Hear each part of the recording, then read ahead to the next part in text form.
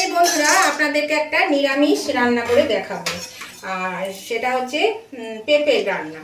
তো খেতে কিন্তু খুবই ভালো লাগে আর অল্প মশলা দিয়ে কিন্তু এটা হয়ে যায় রান্নাটা। তো বেশ সুন্দর নিরামিষ দিনে, যে কোনো নিরামিষের দিনে রান্নাটা আপনারা করে খেতে পারবেন। তো সেই জন্য এখানে আমি একটু বড়ি আগে ভেজে নিলাম। এই বড়িগুলো আমি বাড়িতে দিয়েছি, সেই জন্য দেখুন এত ফাঁপা যে তুলতে তুলতে ভেঙে যায়। এই বড়িগুলোকে আগে আমি একটু হালকা করে ভেজে নিই।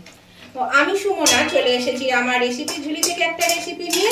আশা করি আপনারা সকলে ভালো আছেন, সুস্থ আছেন। আমার পরিবারে আমার সকল বন্ধুদেরকে স্বাগত জানিয়ে আমি আজকে রেসিপি শুরু করছি। আজকে যে রেসিপিটা আমি বানাবো সেটা হচ্ছে পেঁপে ঘন্ট। এই পেঁপে ঘন্ট আমরা সবাই করে থাকি, তো আজকে আমি কিভাবে করছি সেটাই আমি আপনাদের সঙ্গে আজকে একটু শেয়ার করতে চাই। তো চলুন, বড়িগুলো এর মধ্যে ভাজা হয়ে গেল, কথা বলতে বলতে বড়িগুলো আমি একটু তুলে নিচ্ছি। এর মধ্যে দিয়ে দিচ্ছি 2 টুকরো তেজপাতা আর হাফ চামচ গোটা জিরে। এটাতে আমি একটু ভেজে নিলাম। এখানে আমি একটা মিডিয়াম সাইজের পেঁপেকে এরকম করে কেটে নিয়েছি আর দুটো মিডিয়াম সাইজের আলুকে কেটে নিয়েছি। তো আলুগুলো আমি প্রথমে দিয়ে একটু ভেজে নেব। আর পেঁপেগুলো আপনারা কিন্তু আমি একটু ডুমো ডুমো করে কেটেছি, আপনারা চাইলে ওটাকে ঝিরিঝিরি করেও কাটতে পারেন, মানে যেমন আমরা আলু ভাজার মতন ঝিরিঝিরি করেও কাটতে পারেন। তো এবার আমি প্রথমে আলুগুলোকে একটু ভেজে নেব হালকা করে, একটু হালকা ব্রাউন কালার আসবে সেরকম ভাবে ভেজে তুলে নিচ্ছি। এরকম বন্ধুরা আলুগুলো কিন্তু বেশ একটু ভাজা হয়েছে, খোসকা খোসকা পড়ে গেছে।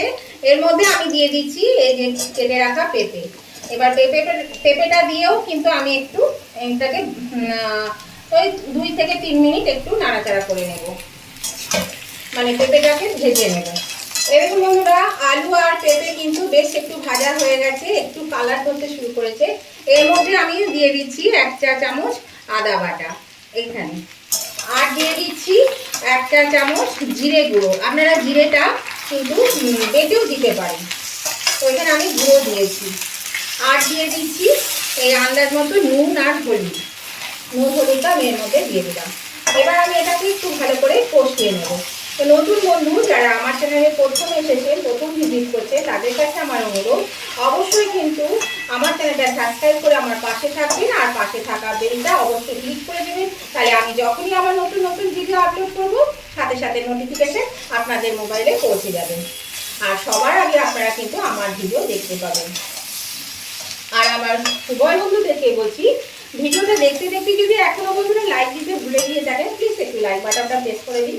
তাহলে আপনাদের একটা লাইক আমাকে এগিয়ে নিয়ে যেতে অনেকটা সাহায্য করে। আর আজকের রেসিপিটা যদি আপনাদের ভালো লেগে থাকে, যদি খুব ভালো লেগে থাকে, তাহলে পরে অবশ্যই কিন্তু আপনাদের বন্ধু বান্ধব আত্মীয় স্বজন সকলের কাছে একটু শেয়ার করে দেবেন, যাতে প্রচুর পরিমাণে শেয়ার করে দেবেন, তাহলে সবাই এটা পেয়ে যাবেন। আর কেমন লাগলো আজকের রেসিপিটা সেটা জানাতে কিন্তু কমেন্ট করতে একদম ভুলবেন না। অবশ্যই কমেন্ট করে জানিয়ে দেবেন আজকের রেসিপিটা আপনাদের কেমন লেগেছে। আপনাদের মিষ্টি মিষ্টি কমেন্টগুলো পড়তেও ভালো লাগে, আর আপনাদের একটা কমেন্ট আমাকে পরবর্তী রেসিপি বানাতে অনেকটাই কিন্তু উৎসাহিত করে।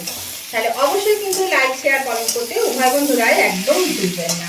দেখুন এটা কিন্তু আমার বেশ একটু কষানো হয়ে গেল। এরকম বন্ধুরা এই পেঁপে আর আলু কিন্তু কষানো হয়ে গেছে। এবার আমি এর মধ্যে দিয়ে দিচ্ছি পরিমাণ মতো একটু জল। এবার এই আলু আর পেঁপেটা কিন্তু আমি নেড়ে চেড়ে দিলাম, দিয়ে এবার আমি এটা সিদ্ধ হতে দেব। যতক্ষণ না সিদ্ধ হচ্ছে ততক্ষণ আমি এটা ঢাকা দিয়ে রেখে দিচ্ছি, আর আঁচটা আমি কিন্তু লো টু মিডিয়ামে দিয়ে রাখছি। এরকম বন্ধুরা ঢাকাটা আমি খুলে দিলাম। এবার দেখুন এটা কিন্তু সেদ্ধ হয়ে গেছে, আলু তারপর পেঁপে সব সেদ্ধ হয়ে গেছে। এই যে পেঁপে সেদ্ধ হয়ে গেছে, এই দেখুন আলুগুলো সেদ্ধ হয়ে গেছে, এই যে আলু সেদ্ধ হয়ে গেছে। এবার আমি এর মধ্যে দিয়ে দিচ্ছি একটু স্বাদ অনুযায়ী চিনি, আর একটু মিষ্টি না হলে ভালো লাগে না, সেই জন্য মিষ্টি দিলাম। আর 4-5টা কাঁচা চেরা লঙ্কা এর মধ্যে দিয়ে দিলাম। আর দিয়ে দিচ্ছি এই যে বড়িটা ভেজে রেখেছিলাম, একটু গুঁড়ো করে নিয়েছি, এই বড়িটা আমি কিছুটা এখানে দিয়ে দিচ্ছি। দিয়ে আবার আমি এটাকে ভালো করে একটু নেড়ে চেড়ে দিয়ে আমি মিনিট 2-3 জন্য একটু ঢাকা দিয়ে দেবো। রান্না কিন্তু আমার এটা হয়ে গেছে, এই দেখুন সব সেদ্ধ হয়ে গেছে, মানে কিন্তু রান্না হয়ে গেছে, পেঁপে টেপে সব সিদ্ধ হয়ে গেছে।